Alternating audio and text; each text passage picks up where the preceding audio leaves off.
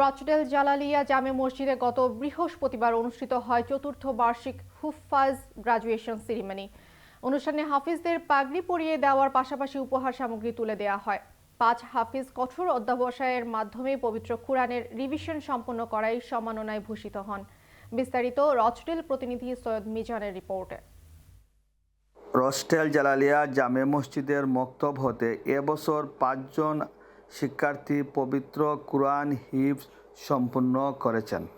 পবিত্র কুরআন হিফজ সম্পন্নকারী ছাত্রদেরকে নিয়ে গত 25শে ডিসেম্বর বৃহস্পতিবার সন্ধ্যায় রচডেল জালালিয়া জামে মসজিদে অনুষ্ঠিত হয় হিফজ গ্র্যাজুয়েশন শিরোমণি। অনুষ্ঠানে পবিত্র কুরআন তিলাওয়াত করে সময়কে মুগ্ধ করে তোলেন প্রখ্যাত কারি হাফিজ আনসার।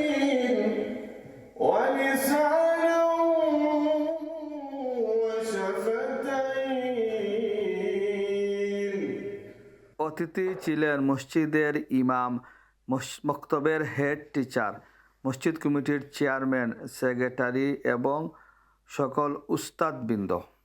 এই 5 জন হাফিজ কঠোর অধ্যয়নের মাধ্যমে পবিত্র কুরআন রিভিশন সম্পূর্ণ করা অতিরিক্ত সম্মানে ভূষিত করা হয়।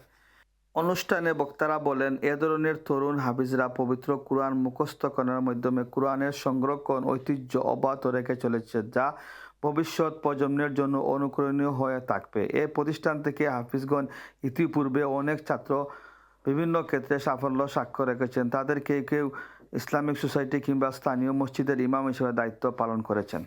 অনুষ্ঠান শেষে বিশ্বের মুসলিম উম্মার জন্য বিশেষ দোয়া প্রার্থনা করা হয়। রচডেল থেকে সৈয়দ মিজান, চ্যানেল এস, কেটা, ম্যানচেস্টার।